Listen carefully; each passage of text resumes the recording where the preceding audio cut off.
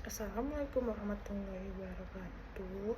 Kembali lagi pada saya Eva Febrianti dengan NIM 2403290. Pada video kali ini kita akan membahas materi yang berjudul Manajemen Krisis dalam Advokasi Agribisnis. Selamat datang di seri pembelajaran advokasi agribisnis.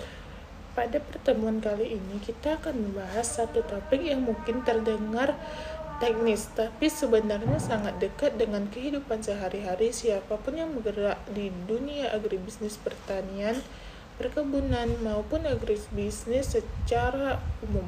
Tapi kita adalah manajemen krisis dalam konteks advokasi. Bayangkan situasi berikut, sebuah organisasi tani sudah bertahun-tahun mengembangkan reputasi sebagai pembela kepentingan petani kecil. Mereka rajin melakukan riset, membangun jaringan dengan pemerintah, dan dipercaya media sebagai sumber informasi yang kredibel. Lalu suatu pagi tanpa peringatan muncul sebuah unggahan di media sosial yang menuduh organisasi ini menerima dana dari korporasi besar untuk membungkam suara petani. Unggahan itu viral dalam hitungan jam. Wartawan mulai menelpon meminta konfirmasi. Anggota organisasi sendiri mulai bertanya-tanya, apakah tuduhan itu benar? Dalam waktu kurang dari sehari, reputasi yang dibangun bertahun-tahun bisa runtuh jika organisasi ini tidak tahu harus berbuat apa. Inilah gambaran nyata dari sebuah krisis, dan pertanyaan bukan apakah krisis semacam ini akan terjadi pada organisasi advokasi, melainkan kapan. Karena dunia advokasi, apalagi advokasi agribisnis yang bersaing dengan kebijakan negara, kepentingan bisnis besar, isu lingkungan, dan sistem publik yang mudah tersulut, pasti pada situasi titik akan berhadapan dengan situasi yang menguncang. Video kali ini akan mengupas tuntas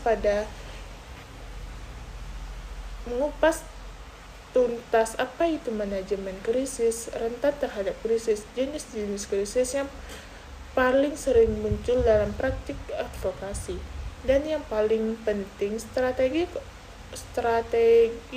konkret untuk menghadapi penolakan, ancaman, maupun misinformasi. Kita juga akan membahas secara mendalam bagaimana teknik membuat pernyataan resmi yang efektif, serta bagaimana melakukan klarifikasi di media sosial dengan cara yang tepat, cepat, dan tidak malah memperburuk keadaan.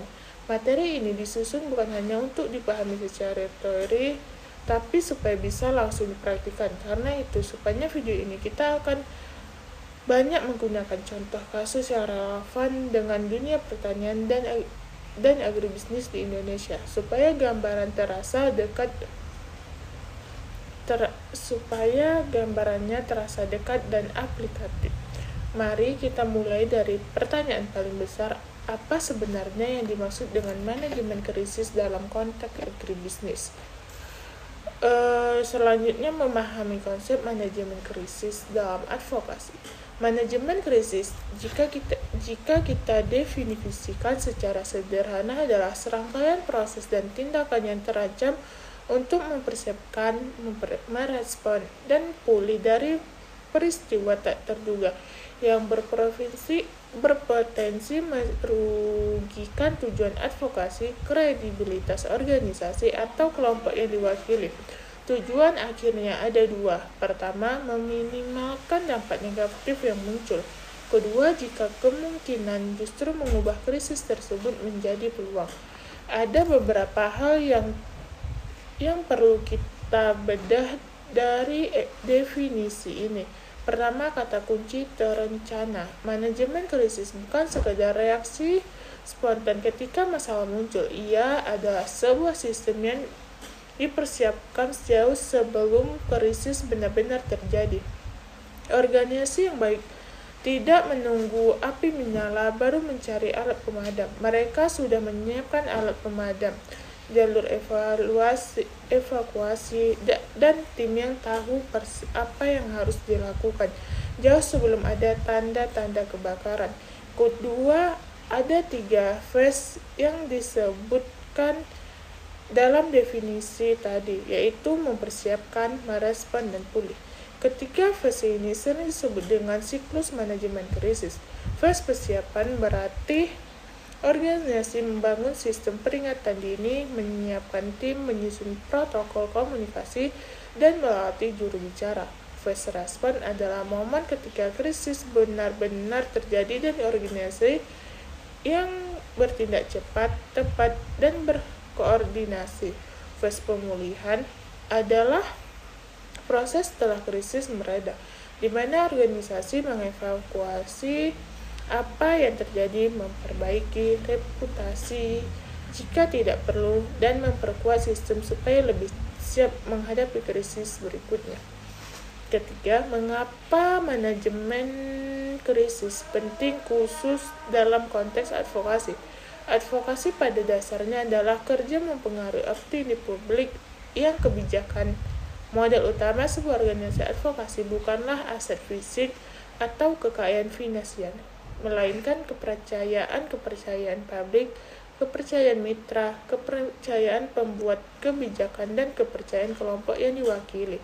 Ketika sebuah krisis terjadi dan tidak ditangani dengan baik, yang rusak bukan sekadar citra sesaat, tapi modal kepercayaan yang mungkin butuh bertahun-tahun untuk dibangun kembali. Ada juga poin menarik dalam definisi tadi, yaitu peluang untuk mengubah krisis menjadi kesempatan. Ini bukan sekadar slogan motivasi. Dalam banyak kasus nyata, organisasi yang menangani krisis dengan transparan dan cepat justru mendapatkan kepercayaan yang lebih besar dari publik dibandingkan sebelum krisis terjadi.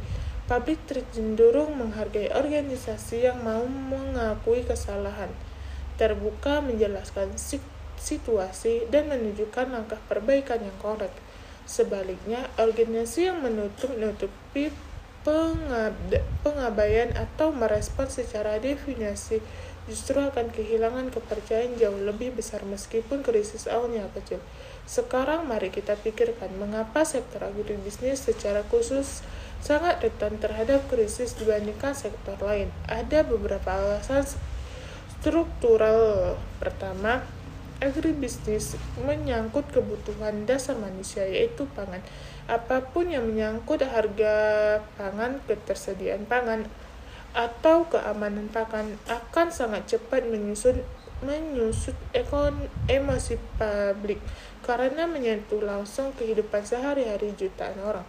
Kedua, sektor agribisnis sangat bergantung pada kebijakan pemerintah, mulai dari kebijakan ekspor-impor, subsidi, hingga tata ruang lahan. Perubahan kebijakan yang mendadak bisa menjadi sumber krisis yang sangat besar dan cepat. Ketiga, isu lingkungan dan kesehatan sangat melekat pada komoditas pertanian dan perkebunan, sehingga rentan menjadi sasaran kampanye negatif, baik yang berdasar fakta ilmiah maupun yang tidak. Keempat, rantai pasok agribisnis melibatkan sangat banyak pihak, mulai dari petani, tengkulak, distributor, eksportir, hingga konsumen akhir, sehingga salah satunya titik rantai bisa dengan cepat memperlambat menjadi krisis yang melibatkan banyak pihak sekaligus. Dengan memahami karakteristik ini, kita bisa mulai membangun kesadaran bahwa krisis dalam advokasi agribisnis bukanlah hal yang jarang terjadi, melainkan sesuatu yang harus selalu diantisipasikan sebagai bagian dari pekerjaan sehari-hari. Selanjutnya, contoh-contoh nyata krisis dalam advokasi agribisnis. Untuk memahami manajemen krisis secara mendalam, kita perlu melihat contoh-contoh konkret yang sering terjadi di lapangan. Ada 5 jenis krisis yang paling umum dihadapi oleh organisasi advokasi di bidang agribisnis. Mari kita bahas satu persatu secara mendalam, karena masing-masing memiliki karakter, dinamika, dan cara penanganan yang sedikit berbeda. Krisis pertama, berita hoax terkait harga pangan. Bayangkan sebuah pesan berantai menyebar di grup WhatsApp yang menyatakan harga beras akan naik 100% dalam waktu dekat karena kelangkaan stok nasional. Pesan ini tidak berdasar tapi disebarkan dengan nada meyakinkan, lengkap dengan tahapan layar berita yang seolah-olah resmi. Dalam hitungan jam, pesan ini viral. Konsumen mulai panik dan melakukan pembelian dalam jumlah besar atau yang biasa disebut panic buying. Efeknya, harga di pasar benar-benar mulai naik, bukan karena kelangkaan yang nyata, tapi karena permintaan yang tiba-tiba melonjak akibat kepanikan. Bagi organisasi yang mengadvokasikan kepentingan petani, situasi ini sangat berbahaya dari dua arah. Di satu sisi, pemerintah bisa saja beraksi berlebihan dengan menerapkan kebijakan kontrol harga yang justru merugikan petani, misalnya dengan menetapkan harga jual maksimum yang terlalu rendah sehingga petani tidak mendapatkan keuntungan yang wajar. Di sisi lain, opini publik yang terbentuk dari kepanikan seringkali menjadi kambing hitam dan petani atau pedagang kerap dituduh sebagai pihak yang sengaja menahan stok atau memainkan harga, padahal mereka justru menjadi korban dari situasi yang tidak mereka ciptakan. Krisis semacam ini menurut kecepatan luar biasa dalam klarifikasi data yang benar. Organisasi advokasi perlu segera mendapatkan data resmi mengenai stok pangan yang sebenarnya, entah dari Badan Pangan Nasional, Kementerian Pertanian, atau lembaga terkait, lalu menyebarkannya secepat mungkin melalui saluran yang dipercaya publik. Krisis kedua, kebijakan dadakan larangan ekspor atau impor. Contoh yang sangat relevan dan pernah benar-benar terjadi di Indonesia adalah larangan ekspor minyak goreng dan bahan bakunya yang diterapkan pemerintah secara mendadak beberapa tahun lalu untuk menstabilkan harga minyak goreng dalam negeri. Kebijakan ini meskipun bertujuan baik untuk melindungi konsisten dalam negeri, langsung menimbulkan guncangan besar bagi pelaku usaha kelapa sawit, mulai dari petani sawit mandiri, pabrik pengolahan, hingga eksportir. Kontrak-kontrak ekspor yang sudah berjalan tiba-tiba terancam batal. Harga tandan buah segar dan di tingkat petani anjlok drastis karena pabrik berlebihan pasokan yang tidak bisa diekspor, dan banyak pelaku usaha kecil berlimpungan menghadapi perubahan aturan yang lebih cepat. Bagi asosiasi perusahaan agribisnis atau eksportir, kebijakan semacam ini adalah krisis besar karena langsung mengancam keberhasilan usaha dari rantai pasok yang sudah berjalan. Yang membuat situasi ini sulit adalah sifatnya yang mendadak, sehingga organisasi advokasi tidak punya banyak waktu untuk bersiap. Dalam kasus seperti ini, kecepatan komunikasi dengan anggota, kejelasan informasi mengenai apa yang boleh dan tidak boleh dilakukan selama masa transisi kebijakan, serta lebih cepat kepada pembuat kebijakan untuk penyampaian dampak real di lapangan menjadi kunci utama. Krisis ketiga, pencemaran nama baik komoditas. Kelapa sawit barangkali menjadi contoh paling ikonik untuk jenis krisis ini. Selama bertahun-tahun, komoditas kelapa sawit Indonesia menghadapi kampanye negatif di pasar internasional yang menuduhnya sebagai penyebab utama deforestasi, kepunahan satwa liar, dan berbagai masalah lingkungan lainnya. Sebagian tuduhan ini memiliki dasar fakta, namun banyak juga yang disebarkan tanpa bukti ilmiah yang kuat. seringkali didorong oleh kepentingan dagang dari komoditas minyak nabati pesaing seperti minyak kedelai atau minyak bunga matahari yang diproduksi negara lain. Contoh lain adalah tuduhan terhadap produk hortikultura tertentu yang disebut mengandung residu pestisida berbahaya tanpa uji laboratorium yang valid, yang kemudian menyebar luas di media sosial yang membuat konsumen enggan membeli produk tersebut, padahal secara ilmiah kandungan masih berada dalam ambangan batas aman. Bagi asosiasi produsen komoditas yang terdampak, krisis semacam ini bersifat jangka panjang dan sangat menantang karena melibatkan opini global dan sentimen lingkungan yang sedang menjadi isu besar di seluruh dunia. Penanganannya membutuhkan pendekatan berbasis bukti ilmiah yang kuat, kampanye edukasi jangka panjang, serta kerjasama dengan lembaga sertifikat independen untuk membangun kredibilitas. Krisis keempat, kegagalan program pertanian skala besar. Program Food Estate yang pernah digagas pemerintah sebagai upaya membuka lahan pertanian skala besar untuk ketahanan pangan nasional menjadi contoh yang relevan di sini. Ketika program semacam ini mengalami kegagalan, baik karena kondisi lahan yang tidak sesuai, kegagalan panen, maupun kerugian ekonomi yang besar, maka dampaknya bukan hanya kerugian material, tetapi juga krisis kepercayaan. Yang menarik dari jenis krisis ini adalah posisinya bisa berbeda tergantung siapa yang bicara. Jika sebuah organisasi sebelumnya mendukung program tersebut, kegagalan program menjadi pukulan balik terhadap kredibilitas mereka sendiri, karena publik bisa menganggap mereka salah mengenai atau bahkan terlibat dalam pembenaran kebijakan yang keliru. Sebaliknya, jika organisasi tersebut sebelumnya krisis terhadap program itu, kegagalan program justru bisa menjadi pembenaran atas kritik mereka, meski tetap harus disampaikan dengan hati-hati supaya tidak berkesan menarik di atas penderitaan pihak yang terdampak, misalnya petani yang kehilangan mata pencarian akibat program yang gagal. Krisis kelima, serangan personal terhadap tokoh advokat.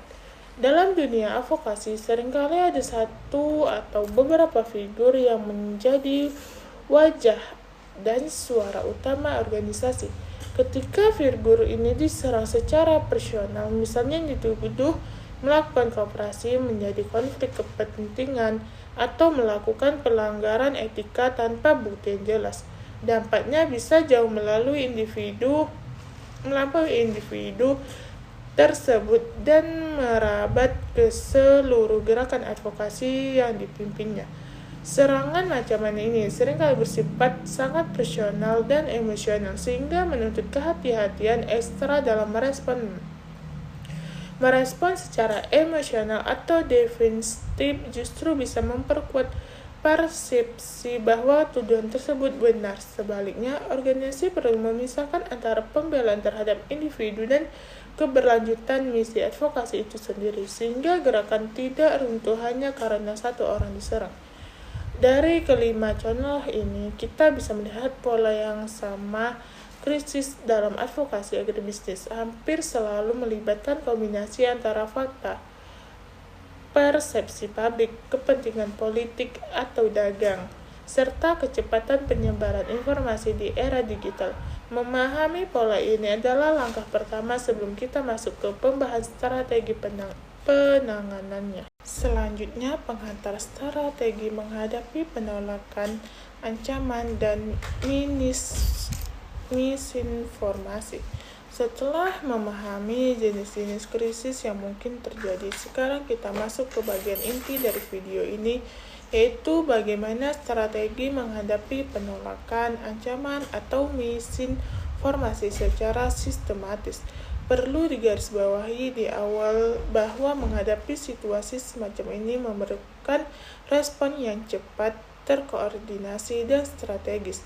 Tiga kata ini, cepat, koordinasi, dan strategis, sebenarnya adalah rangkuman dari seluruh filosofi manajemen krisis yang akan kita bahas. Kata cepat berarti organisasi tidak boleh menunda respon ketika krisis muncul di era digital. Jeda beberapa jam saja bisa membuat sebuah isu yang kecil berkembang menjadi bola salju yang tidak terkendali. Ketika organisasi diam terlalu lama, ruang kosong tersebut akan diisi oleh spekulasi, tuduhan, dan narasi dari pihak lain yang belum tentu akurat. Kata terkoordinasi berarti respon terhadap krisis tidak boleh dilakukan sembarangan oleh siapa saja dalam organisasi secara sendiri-sendiri. Harus ada satu sistem, satu komando, dan satu suara resmi yang konsisten. Bayangkan jika dalam sebuah krisis, satu staf organisasi memberikan pernyataan berbeda dengan pimpinan organisasi kepada media. Ini justru akan menciptakan kesan bahwa organisasi tidak solid dan tidak bisa dipercaya. Kata strategis berarti setiap langkah yang diambil harus mempertimbangkan dampak jangka pendek maupun jangka panjang. Bukan sekedar reaksi emosional sesaat. Respon yang strategi mempertimbangkan siapa audiens yang perlu disasar, pesan apa yang paling efektif, saluran mana yang paling tepat, dan bagaimana langkah ini akan mempengaruhi posisi organisasi di masa depan. Untuk mewujudkan 3 prinsip ini secara nyata, ada 8 komponen utama yang perlu dibangun dalam sistem manajemen krisis sebuah organisasi advokasi. Ke-8 komponen ini adalah pembentukan tim krisis, pemantauan dan deteksi dini, penilaian dan analisis, pengembangan pesan kunci, respon cepat dan tepat, upaya melawan misinformasi dan hoax, evaluasi dan pembelajaran, serta yang terakhir teknik komunikasi khusus melalui pernyataan resmi dan klarifikasi di media sosial. Mari kita bahas satu persatu secara. Selanjutnya, pembentukan tim krisis.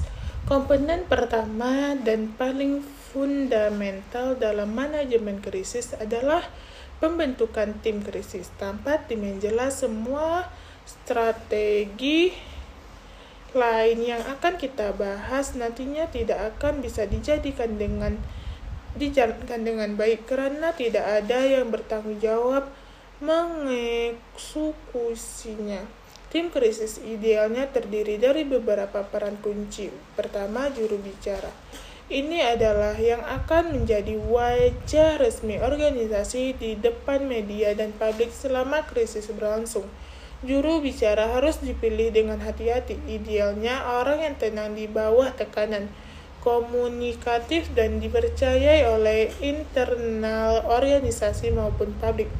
Kedua, ahli komunikasi. Peran ini bertugas merancang pesan, memilih saluran komunikasi yang tepat, memantau bagaimana pesan diterima publik, dan menyesuaikan strategi komunikasi seiring perkembangan situasi.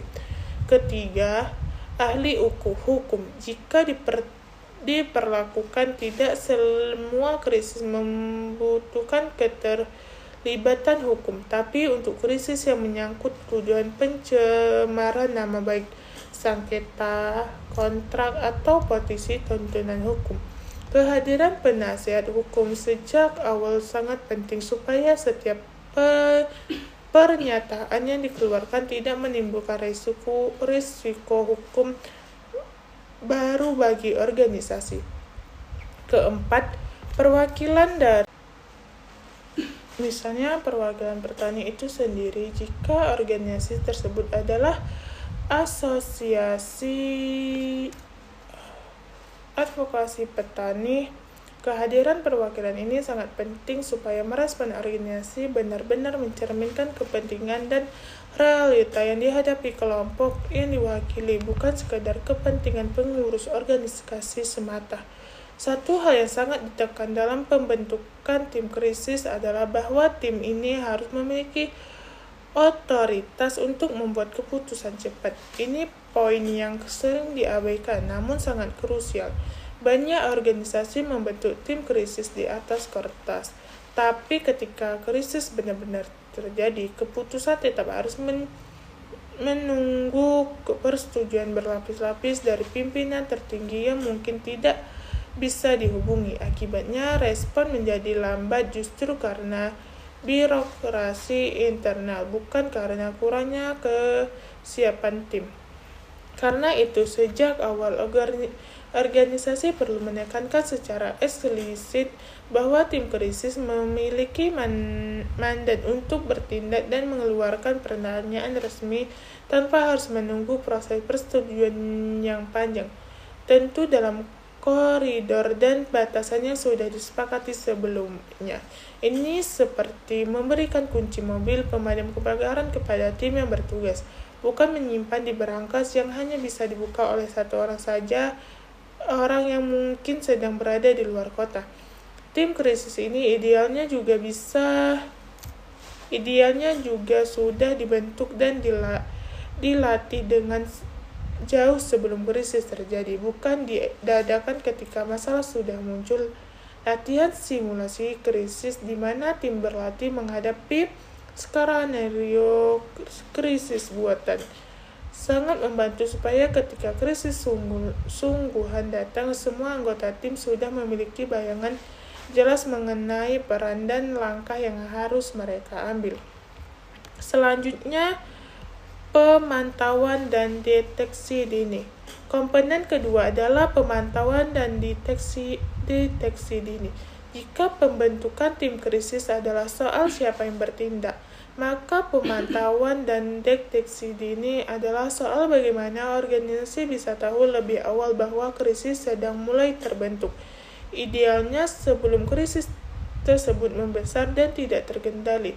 Prinsip dasarnya adalah organisasi harus aktif memantau media massa, baik cetak, elektronik maupun daring, serta media sosial, untuk mendeteksi munculnya isu-isu negatif, misinformasi, atau ancaman sedini mungkin. Kata kunci di sini adalah aktif.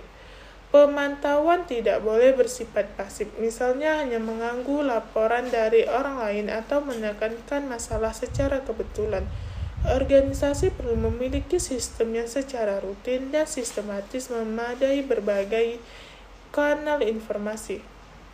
Salah satu cara paling efektif untuk melakukan inti di era digital adalah menggunakan alat social listening, yaitu perangkat lunak atau layanan yang bisa melacak sebutan merek, nama organisasi, hashtag terkait, maupun sistem publik secara otomatis di berbagai platform media sosial. Dengan alat semacam ini, organisasi bisa mengetahui dalam hitungan menit ketika ada lonjakan pembicaraan negatif tentang mereka atau isu yang mereka advokasikan, bukan mengganggu berjam-jam atau bahkan berhari-hari sampai isu tersebut viral dan sulit dikendalikan. Bagi organisasi dengan sumber daya terbatas yang mungkin belum mampu berlangganan alat social listening berbayar, ada alternatif sederhana yang tetap efektif, misalnya menetapkan penanggung-jawaban harian untuk memantau pemberitaan terkait sektor yang diadvokasikan, mengikuti akun-akun media dan influencer kunci yang sering membahas isu terkait, serta membangun jaringan informasi dengan jurnalis atau pihak lain yang bisa memberikan informasi secara lebih awal ketika ada isu yang mulai berkembang. Pentingnya deteksi dini ini bisa diibaratkan seperti mendeteksi asap sebelum kebakaran benar-benar membesar. Semakin cepat asap berdeteksi, semakin kecil upaya yang dibutuhkan untuk memadamkannya, dan semakin kecil pula kerusakan yang ditimbulkannya. Sebaliknya, jika organisasi baru menyadari adanya krisis setelah isu ini tersebut sudah menjadi headline berita nasional atau viral di media sosial dengan jutaan tayangan, maka ruangan gerak untuk merespon menjadi jauh lebih sempit dan kerusakan reputasi yang lebih terjadi menjadi jauh lebih sulit diperbaiki. Selanjutnya, penilaian dan analisis. Setelah sebuah potensi krisis terdeteksi, langkah selanjutnya bukanlah langsung beraksi, melainkan melakukan penilaian dan analisis mendalam terlebih dahulu. Ini adalah komponen ketiga dalam sistem manajemen krisis, dan seringkali menjadi tahap yang terlewati karena tergesa-gesa ingin segera merespon. Ada 5 pertanyaan kunci yang perlu dijawab dalam tahap penilaian ini. Pertama, apa sumber krisis? Artinya, dari mana isu ini pertama kali muncul? Apakah dari media besar, akun media sosial tertentu, pertanyaan pejabat, atau sumber lain? Kedua, seberapa luas dampaknya? Apakah isu ini masih terbatas pada lingkungan kecil atau sudah menyebar luas dan menjadi perbincangan nasional? Ketiga, siapa saja yang berpengaruh? Apakah hanya organisasi itu sendiri atau juga kelompok yang diadvokasikan, mitra kerja maupun pihak lain? Keempat, apa fakta-fakta yang sebenarnya? Artinya, organisasi perlu memverifikasi sendiri kebenaran. Jangan sampai justru ikut menyebarkan informasi yang keliru. Kelima, siapa pihak-pihak yang menyebarkan misinformasi atau ancaman tersebut? Apakah ini disebarkan secara sengaja dengan motif tertentu ataukah menyebar secara organik karena kesalahpahaman?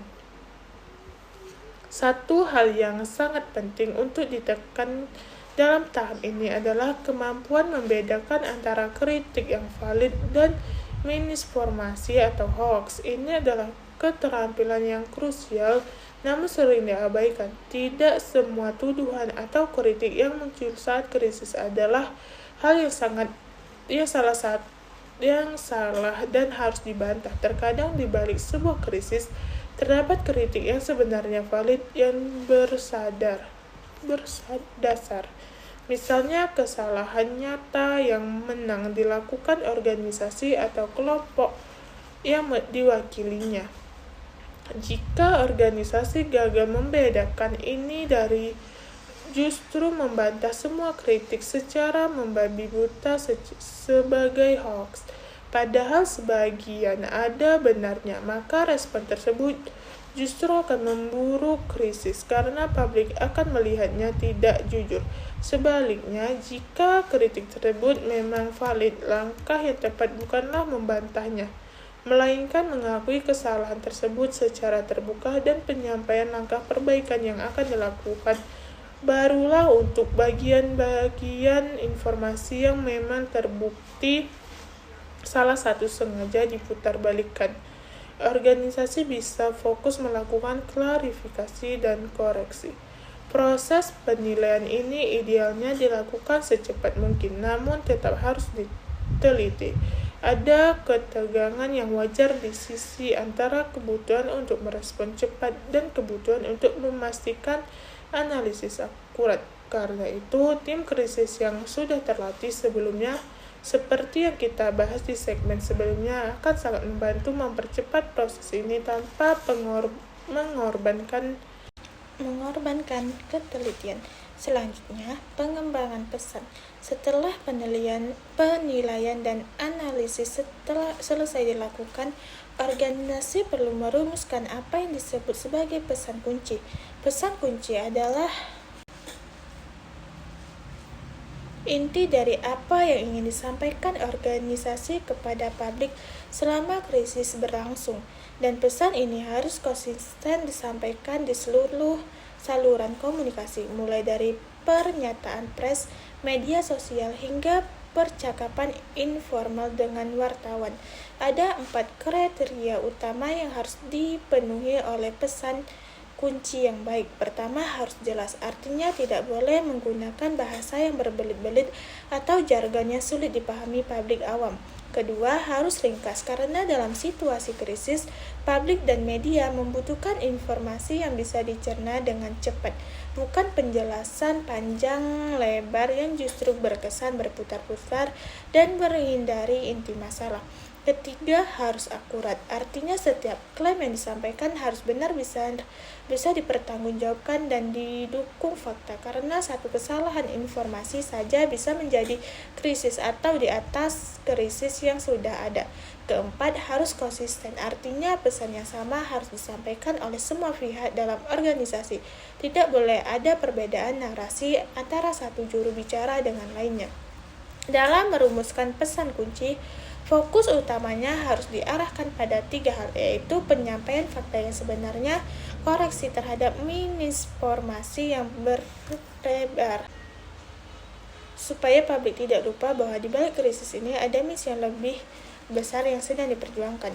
Yang tidak kalah penting adalah anjuran untuk menghindari bahasa yang emosional atau defensif. Ini poin yang sangat krusial karena secara naluriah ketika sebuah organisasi diserang atau dituduh sesuatu yang tidak benar, respon emosional adalah hal yang wajar terjadi. Namun dalam komunikasi krisis, bahasa yang emosional seperti nada marah, menyalahkan pihak lain secara agresif, atau tekanan panik justru akan membuat publik semakin skeptis dan menganggap organisasi tersebut memang bersalah atau tidak profesional. Bahasa yang tenang, faktual, dan terukur, meskipun mungkin terasa kurang memuaskan secara emosional bagi pihak internal organisasi yang merasa difitnah, justru jauh lebih baik, efektif dalam mengembangkan kembali kepercayaan publik. Sebagai contoh praktis, bandingkan 2 kalimat berikut. Kalimat pertama, tuduhan ini benar-benar keji dan fitnah yang dibuat oleh pihak-pihak yang ingin menghancurkan petani Indonesia. Kalimat kedua, kami telah memeriksa tuduhan tersebut dan berdasarkan data resmi yang kami miliki, informasi yang beredar tidak sesuai dengan fakta. Berikut data yang sebenarnya. Kalimat kedua jauh lebih efektif karena fokus pada fakta dan solusi, bukan pada emosi dan tuduhan balik. Selanjutnya, respon cepat dan tepat.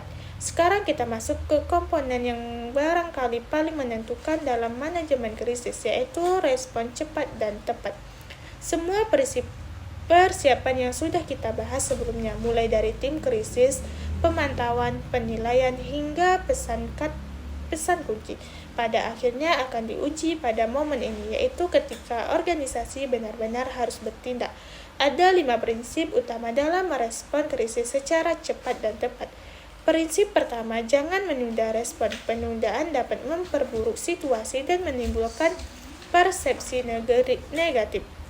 Ketika organisasi diam terlalu lama, publik cenderung menafsirkan kediaman tersebut sebagai pengakuan tidak langsung atas kesalahan atau sebagai tanda bahwa organisasi tidak peduli dengan keresahan yang muncul. Padahal mungkin saja organisasi sedang sibuk melakukan verifikasi internal. Namun dari sudut pandang publik yang terlihat hanyalah kesunyian di tengah gemuruh isu yang berkembang. Prinsip kedua, pilih saluran yang tepat sesuai sifat krisis. Tidak sesuai krisis membutuhkan respon dengan cara yang sama. Untuk krisis yang sifatnya sangat serius dan menyangkut reputasi besar organisasi, mungkin diperlukan pernyataan pers resmi yang disampaikan melalui konferensi pers. Untuk krisis yang berkembang cepat di media sosial, klarifikasi langsung di platform yang sama menjadi lebih relevan. Untuk krisis yang melibatkan pihak tertentu secara langsung, mungkin diperlukan surat terbuka atau bahkan dialog langsung dan tertutup dengan pihak terkait. Sebelumnya, pertanyaan publik dikeluarkan memilih saluran yang salah. Misalnya mengeluarkan pertanyaan resmi yang melalui formal untuk isu yang sebenarnya bisa diselesaikan dengan percakapan langsung, atau sebaliknya hanya membuat lewat komentar media sosial untuk isu yang seharusnya mendapatkan pertanyaan resmi bisa membuat respon terasa tidak profesional.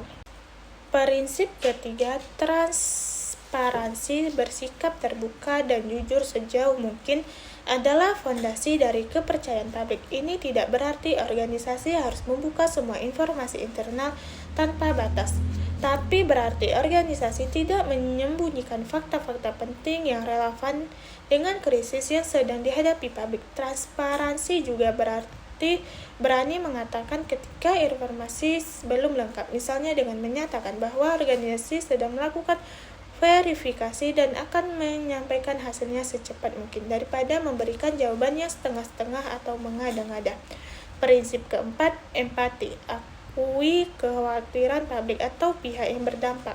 Ini poin yang sering dilupakan karena organisasi cenderung fokus pada pembelaan diri dan lupa bahwa di balik sebuah krisis ada orang-orang yang benar-benar khawatir atau dirugikan. Mengakui kekhawatiran ini sebelumnya masuk ke penjelasan fakta atau pembelaan membuat pesan terasa lebih manusiawi dan lebih mudah diterima. Misalnya, sebelum menjelaskan data resmi mengenai stok pangan, organisasi bisa memulai dengan mengakui bahwa kekhawatiran masyarakat terhadap harga pangan adalah hal yang wajar yang dipahami, baru kemudian menyampaikan fakta yang sebenarnya. Prinsip kelima, fokus pada solusi. Jika krisis terkait masalah nyata, sampaikan langkah-langkah konkret yang akan diambil untuk mengatasinya. Publik tidak hanya ingin mendengar penjelasan atau permintaan maaf, tapi juga ingin tahu apa yang akan dilakukan organisasi ke depannya supaya masalah serupa tidak terulang. Pesan yang diakhiri dengan langkah konkret, misalnya kami akan membentuk tim independen untuk menyelidiki hal ini dan akan melaporkan hasilnya dalam waktu 2 minggu, jauh lebih meyakinkan dibandingkan pesan yang hanya berhenti pada penjelasan atau pembelaan diri. Kelima, prinsip ini jika digabungkan membentuk sebuah pola respon yang bisa dirangkum sebagai berikut. Bertindak cepat, memilih cara yang tepat, jujur, dan menyampaikan informasi menunjukkan kepedulian terhadap pihak yang terdampak, dan menutup dengan langkah nyata ke depan.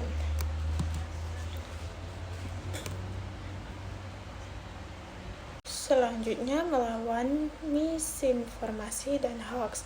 Mengingat betapa seringnya krisis dalam advokasi agribisnis dipicu atau diperparah oleh misinformasi dan hoax, komponen ini layak mendapat pembahasan yang lebih mendalam secara khusus. Ada 5 strategi utama dalam melawan misinformasi dan hoax. Strategi pertama, fakta dan bukti. Sajikan data dan bukti konkret untuk membantah misinformasi. Ini adalah senjata paling ampuh melawan hoax, tetapi hanya efektif jika data yang disajikan benar-benar valid, mulai dipahami, dan berasal dari sumber yang kredibel. Data yang rumit dan penuh istilah teknis justru bisa kurang efektif dibandingkan data yang disederhanakan dalam bentuk visual atau angka yang mudah dicerna oleh masyarakat awam. Strategi kedua, klarifikasi. Lakukan klarifikasi publik secara tegas melalui media dan platform digital. Kata kunci di sini adalah tegas. Klarifikasi yang terkesan ragu-ragu, menggunakan bahasa yang berputar-putar, atau seolah takut menyinggung pihak tertentu justru tidak akan efektif dalam merendam hoax. Klarifikasi yang baik harus menyatakan dengan jelas bahwa informasi tertentu tidak benar-benar disertai dengan penjelasan mengapa informasi tersebut salah dan apa fakta yang sebenarnya. Strategi ketiga, edukasi publik. Jika perlu, meluncurkan kampanye edukasi untuk meningkatkan literasi media dan sistem krisis masyarakat terhadap informasi yang diterima. Ini adalah strategi jangka panjang yang tidak hanya menyelesaikan krisis yang sedang terjadi, tapi juga membangun daya tahan masyarakat terhadap hoax serupa di masa depan. Misalnya, organisasi advokasi petani bisa membuat konten edukasi rutin mengenai bagaimana cara memverifikasi informasi harga pangan sebelum pencapaiannya, sehingga masyarakat menjadi lebih kritis dan tidak mudah panik ketika muncul isu serupa di kemudian hari. Strategi keempat, melapor ke platform atau pihak berwenang. Jika misinformasi disebarkan melalui platform tertentu, laporkan untuk tindakan lebih lanjut. Banyak platform media sosial memiliki mekanisme pelaporan konten yang menyesatkan, dan organisasi bisa memanfaatkan mekanisme ini untuk mempercepat penurunan konten hoax yang sudah terverifikasi kebenarannya sebagai informasi palsu. Untuk kasus yang lebih serius, misalnya hal yang berpotensi menimbulkan kerugian ekonomi luas, Pelaporan juga bisa dilakukan kenapa otoritas terkait seperti Kementerian Komunikasi atau lembaga pengawasan informasi lainnya. Strategi kelima, libatkan influencer atau ahli. Minta bantuan pihak yang meminta kredibilitas untuk menyebarkan fakta dan membantah hoax. Ini adalah strategi yang sering diabaikan namun sangat efektif, terutama di era media sosial. Pesan yang sama jika disampaikan langsung oleh organisasi mungkin akan dianggap sebagai pembelaan dari semata oleh sebagian publik yang skeptis. Namun, jika pesan yang sama disampaikan oleh pihak ketiga yang dipercayai, misalnya akademis, pakar independen, atau figur publik yang kredibel di bidang terkait, pesan tersebut akan diterima dengan tingkat kepercayaan yang jauh lebih tinggi. Penting untuk diingat bahwa melawan misinformasi bukanlah pekerjaan sekali jalan. Hoax seringkali menyebar dalam menggelombang. Artinya, setelah dibantah sekali, versi lain dari hoax yang sama bisa muncul kembali dengan sedikit modifikasi. Karena itu, organisasi perlu memiliki kesabaran dan konsisten dalam terus memberikan klarifikasi setiap kali versi baru dari hoax tersebut muncul, tanpa merasakan lelah atau menyerah hanya karena sudah pernah mengklarifikasi sebelumnya. Selanjutnya, evaluasi dan pembelajaran. Setelah krisis mereda dan situasi kembali stabil, banyak organisasi cenderung merasa lega langsung melupakan seluruh proses yang baru saja mereka lalui. Padahal tahap ini, yaitu evaluasi dan pembelajaran, adalah salah satu komponen paling penting yang justru sering diabaikan. Setelah krisis mereda, organisasi perlu melakukan evaluasi menyeluruh tentang bagaimana krisis tersebut ditangani. Evaluasi ini idealnya melibatkan seluruh tim krisis dan dilakukan secara jujur, tanpa saling menyalahkan, dengan fokus pada perbaikan sistem ke depan, bukan mencari siapa yang salah. Ada beberapa pertanyaan yang bisa dijadikan panduan dalam evaluasi ini. Apakah deteksi dini berjalan dengan baik, ataukah organisasi baru menyadari krisis setelah isu sudah membesar? Apakah tim krisis merespon dengan cukup cepat? Dan jika tidak, apa yang menghambat kecepatan respon tersebut? Apakah pesan kunci yang disampaikan efektif diterima publik, ataukah justru menimbulkan kebingungan atau implementasi yang keliru? Apakah ada kekurangan dalam kapasitas, misalnya kurangnya juru bicara yang terlatih atau kurangnya data yang siap digunakan saat krisis terjadi? Dari evaluasi ini, organisasi perlu mengidentifikasikan pelajaran yang bisa diambil untuk meningkatkan kesimpianyanggaraan di masa depan. Pelajaran ini kemudian harus diterjemahkan menjadi perbaikan konkret, misalnya melatih juru bicara cadangan, memperbaiki sistem pemantauan media sosial, atau menyiapkan template pertanyaan resmi untuk berbagai skenario krisis yang mungkin terjadi di masa depan. Langkah terakhir dalam tahapan ini adalah memberitahukan rencana manajemen krisis jika diperlukan. Rencana manajemen krisis bukanlah dokumen yang sekali dibuat lalu disimpan selamanya, melainkan dokumen hidup yang harus diperbarui seiring dengan pembelajaran dari setiap krisis yang pernah dihadapi organisasi. Dengan cara ini, setiap krisis yang dilalui, meskipun terasa menyakitkan pada saat terjadi, sebenarnya menjadi investasi untuk membuat organisasi semakin tangguh menghadapi krisis berikutnya. Selanjutnya, teknik membuat pertanyaan resmi. Sekarang kita masuk ke bagian yang sangat praktis, yaitu bagaimana teknik membuat pertanyaan resmi yang efektif. Pertanyaan resmi dan klarifikasi di media sosial sebenarnya memerlukan pendekatan yang sedikit berbeda, namun harus tetap konsisten dalam pesan yang disampaikan. Mari kita mulai dengan pertanyaan resmi terlebih dahulu. Ada 7 elemen yang perlu diperhatikan dalam menyusun sebuah pernyataan resmi yang baik. Elemen pertama, jelas dan ringkas. Sampaikan poin-poin utama dalam beberapa paragraf saja. Pertanyaan resmi bukanlah seesai panjangnya membahas semua detail, melainkan dokumen yang fokus pada inti permasalahan dan respon organisasi terhadapnya. Elemen kedua, faktual dan akurat. Pastikan semua informasi yang disampaikan benar dan dapat diverifikasikan dan tidak bisa ditawarkan. Sebuah pertanyaan resmi yang kemudian terbukti mengandung kesalahan fakta, meskipun tidak disengaja, akan menghancurkan kredibilitas organisasi jauh lebih dalam dibandingkan krisis awal yang coba diselesaikan. Elemen ketiga, tujuan yang jelas. Sebelum menulis pertanyaan, organisasi harus terlebih dahulu menjawab pertanyaan. Apa yang ingin dicapai dengan pertanyaan ini? Apakah tujuan untuk mengklarifikasi sebuah kesalahpahaman, membantah tuduhan yang tidak berdasar, atau mengumumkan tindakan tertentu yang akan diambil organisasi? Penjelasan tujuan ini akan membentuk seluruh struktur dan nada pertanyaan yang ditulis. Elemen keempat, satu suara. Pastikan hanya satu juru bicara resmi yang ditunjuk untuk memberikan pernyataan ini, menghindari kebingungan publik akibat adanya beberapa versi pernyataan dari pihak berbeda dalam organisasi yang sama. Elemen kelima, tell to action, yang sifatnya operasional. Jika relevan, sertakan apa yang dihadapi dari pihak lain atau publik, misalnya ajakan untuk memverifikasi informasi melalui sumber resmi, atau ajakan untuk tidak menyebarkan informasi yang belum terverifikasi. Elemen keenam, kontak media. Sertakan informasi kontak juru bicara untuk pertanyaan lebih lanjut. Ini menunjukkan bahwa organisasi terbuka untuk dialog lebih lanjut dan tidak menghindari dari pertanyaan media, sekaligus memberikan saluran resmi bagi wartawan yang ingin melakukan verifikasi tambahan.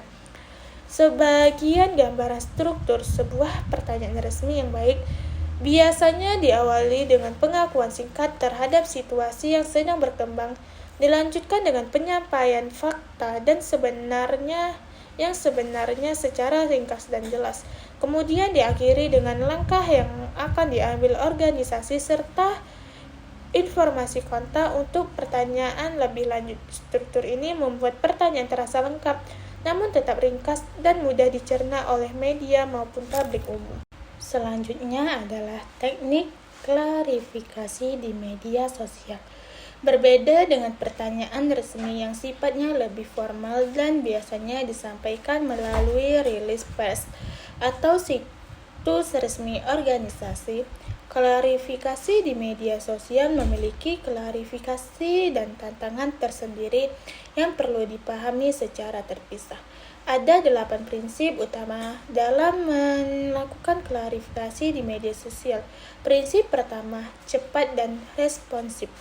Waktu sangat krusial di media sosial, berbeda dengan media cetak atau televisi yang memiliki jeda waktu promosi. Media sosial bergerak dalam hitungan menit. Sebuah isu bisa viral dan kehilangan momentum untuk diklarifikasi hanya dalam beberapa jam jika organisasi tidak segera merespon.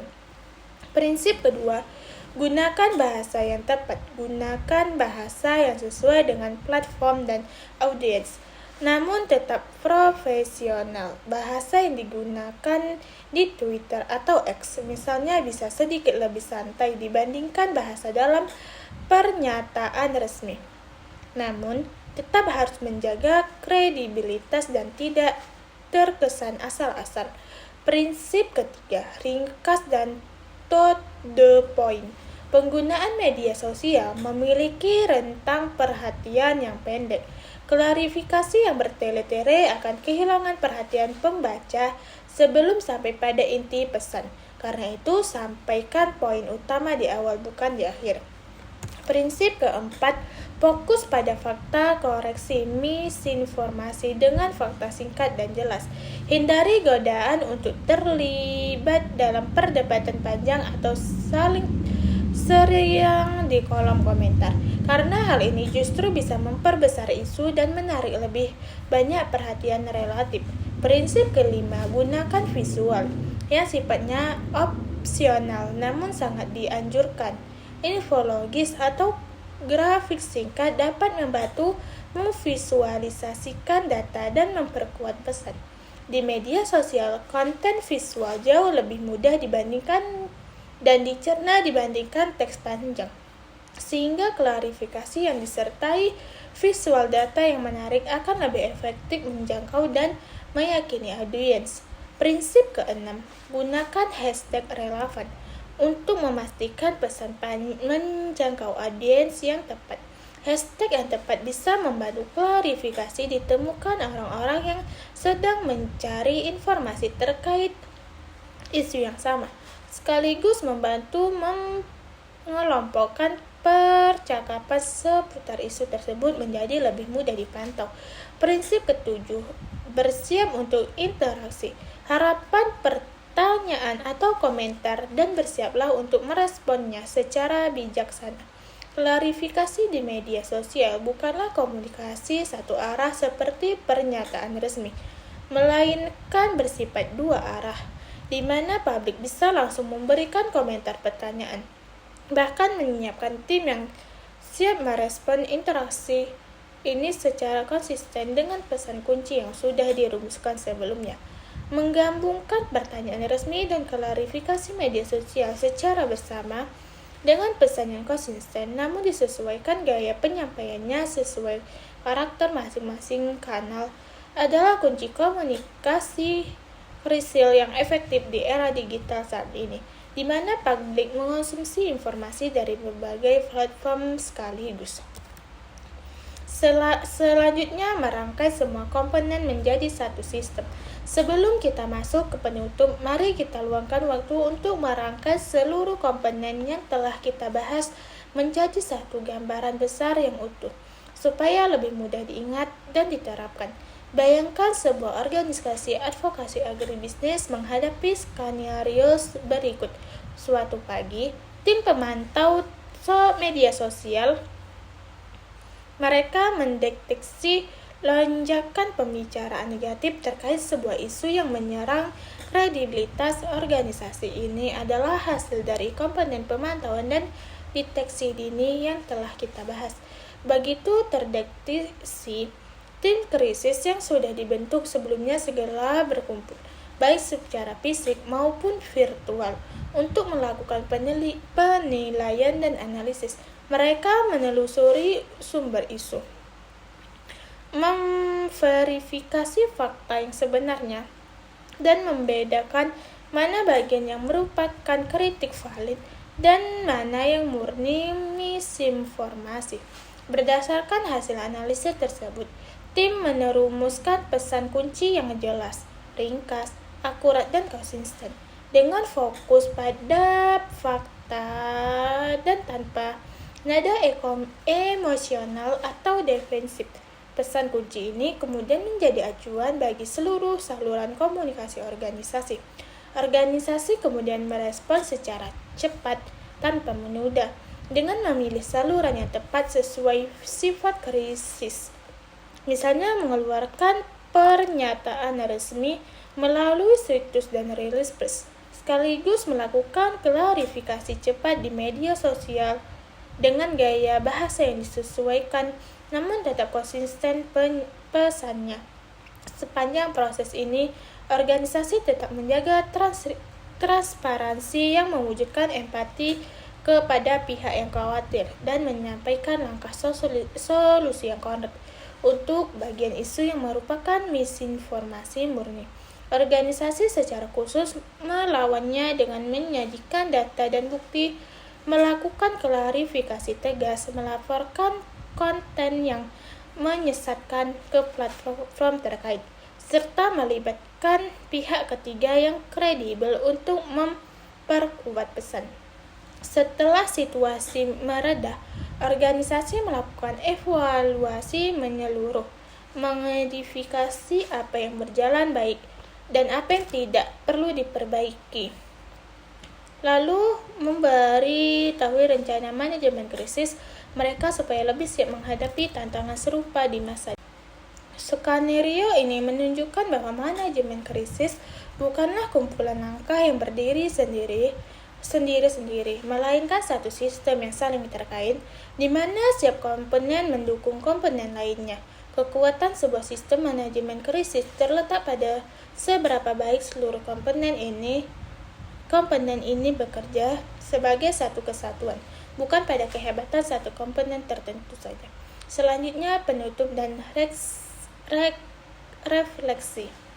Sampailah kita pada bagian akhir dari pembahasan manajemen krisis dalam advokasi agribisnis ini. Mari kita rangkai kembali perjalanan yang sudah kita lalui bersama. Kita mulai dengan memahami bahwa manajemen krisis adalah proses perencanaan untuk mempersiapkan, merespon, dan pulih dari peristiwa tak terduga yang mengancam tujuan advokasi dan kredibilitas organisasi. Kita juga memahami bahwa sektor agribisnis memiliki kerentanan khusus terhadap krisis karena terkaitnya dengan kebutuhan pangan, kebijakan pemerintah, isu lingkungan, dan kompleksitas rantai pasarnya.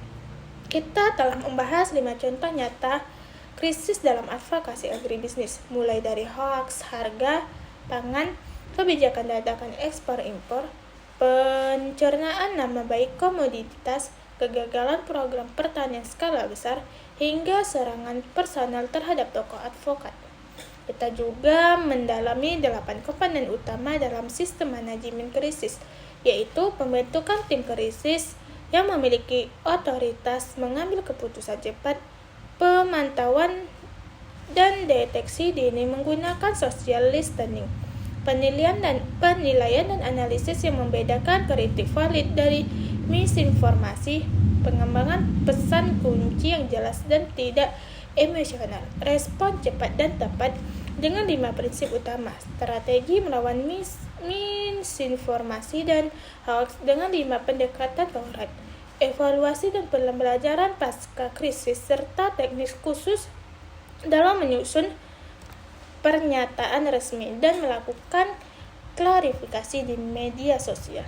Satu benang merah yang menghubungkan seluruh materi ini bahwa krisis sebesar apapun tantangannya selalu bisa dihadapi dengan lebih baik jika organisasi memiliki persiapan, sistem, dan kesiapan mental yang matang jauh sebelum krisis itu datang. Organisasi yang menunggu krisis terjadi baru mulai berpikir bagaimana cara meresponnya akan selalu tertinggal selangkah dibandingkan organisasi yang sudah menyiapkan sistem manajemen sejak jauh-jauh hari. Bagi para praktisi advokasi agribisnis yang menonton video ini, ajakan sederhana yang bisa langsung dipraktikkan adalah mulai membangun kesadaran dan pentingnya kesiapsiagaan krisis di organisasi masing-masing, mulai dari hal sekecil menuju siapa yang akan menjadi juru bicara jika krisis jadi besok pagi, hingga hal sebesar menyusun rancangan manajemen krisis yang lengkap dan terdokumentasi dengan baik. Krisis mungkin tidak bisa sepenuhnya dihindari dalam dunia advokasi, tetapi dengan persiapan yang tepat, setiap krisis bisa dihadapi dengan lebih tenang, lebih terarah, dan bahkan berpotensi menjadi momen yang justru memperkuat kepercayaan publik terhadap organisasi kita. Terima kasih telah mengikuti pembahasan ini sampai akhir. Semoga materi ini bermanfaat dan bisa langsung diterapkan dalam praktik advokasi agribisnis di lapangan. Sekian dari saya. Apabila ada kesalahan, saya mohon maaf. Saya akhiri. Assalamualaikum warahmatullahi wabarakatuh. Sampai bertemu di video berikutnya. Bye-bye.